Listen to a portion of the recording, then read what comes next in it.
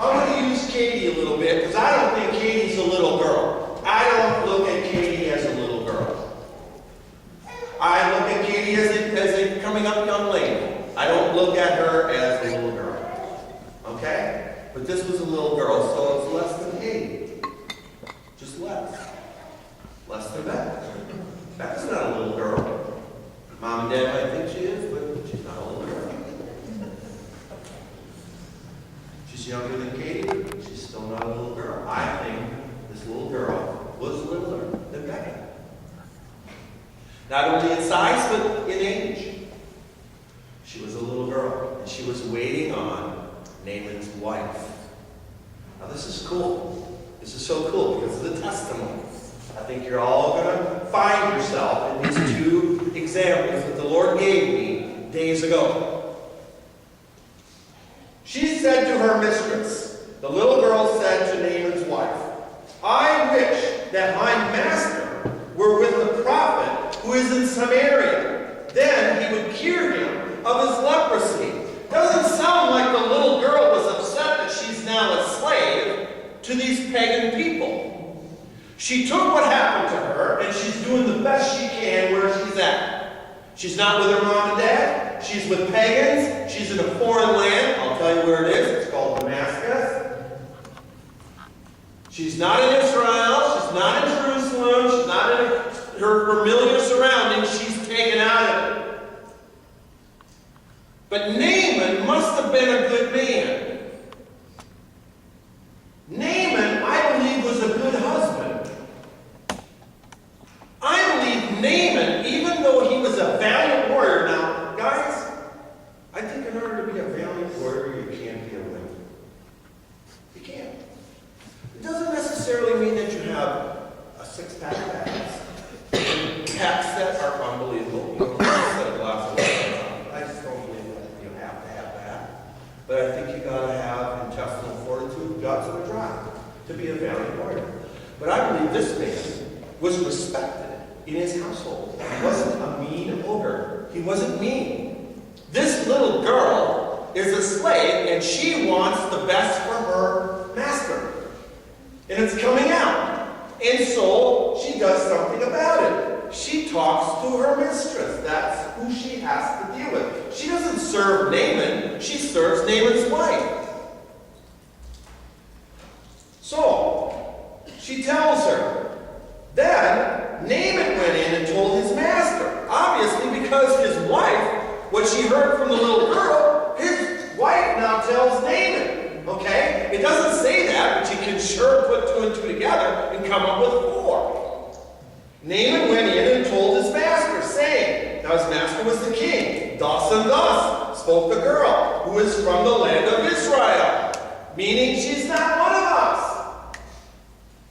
Then the king of Aram said, go now, and I will send a letter to the king of Israel, which is Jehoram. I will send a letter to the king of Israel. He departed and took with him 10 talents of silver and 6,000 shekels of gold and 10 changes of clothes. I just want to reflect on this. This is an insane amount of money. Okay? It takes 3,000 shekels to make 1 talent. Just the silver alone was 750 pounds. That's not counting the gold, people. And gold weighs a whole lot more than silver. There was 10 talents of silver.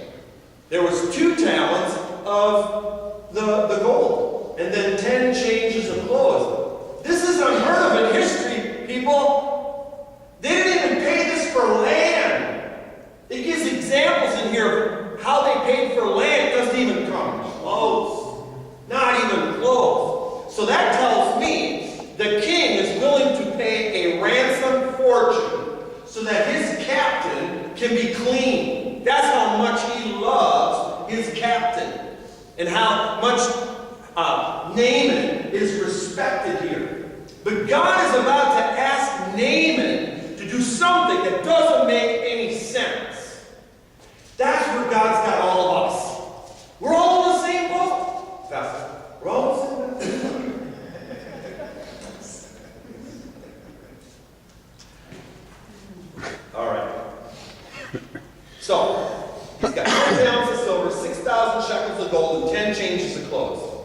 He brought the letter to the king of Israel, saying, "And now, as this letter comes to you, behold, I have sent Naaman my servant to you, that you may cure him of his leprosy." You cure him, king. When the king of Israel read the letter, he tore his clothes and said, "Am I God, to kill and to make alive, that this man is sending word to me to cure a man of his leprosy?" Jehoram is going nuts here. When you tear your clothes as a king, the whole community knows it now. The square bell is being rung. Everybody, the king tore his clothes. Everybody knows this. Okay? And that's how Elisha heard about this. Now, he goes, "The king must be seeking a quarrel against me." That's what the king of Israel said about the king of Damascus. He's probably wanting a quarrel with me because right now they have a peace treaty. At this time, Damascus and Israel had a peace treaty, which is not happening over in the Middle East right now. Nobody wants a peace treaty with Israel. So, it goes on saying, "It happened when Elisha, the man of God, heard that the king of Israel had torn his clothes." It had to be quick, people. You can't tell me that Naaman, being a lord as he was, bringing all this gold and silver, which you're about to see had his horses and chariots with him, is going to stand around for a week waiting for the information to get from the king who tore his clothes to the people.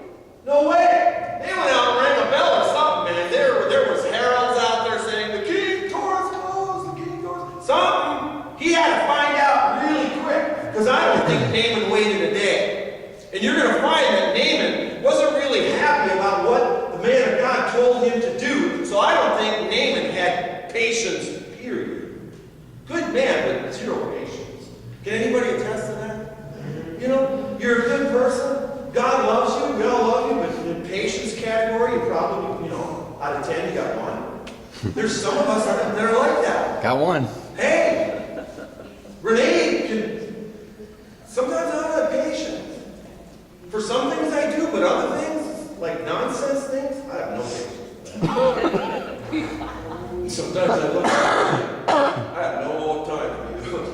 No time for you whatsoever. Okay, so it happened when Elisha, the man of God, heard that the king of Israel had torn his clothes, that he sent word to the king, saying, "Why have you torn your clothes? Now let him come to me," meaning let Naaman come to me, "and he shall know that there is a prophet in Israel." You don't know this, but through study, Jehoram and Elisha weren't getting along. Do you understand that there are people within a church that don't get along because you have differences? There can be a power struggle. There always was a power struggle between the prophet and the king. Why? The king was supposed to be listened to, but the prophet was a man of God. So, who do we listen to? The king or the man of God? And was the king listening to the man of God? Because if he was, then the two of them should be agreeing. And you have that within churches. You have that all over the world within churches. So it goes on to say, "So Naaman came with his horses and his chariots and his 750 pounds of silver and who knows how many pounds of gold." Okay, now it doesn't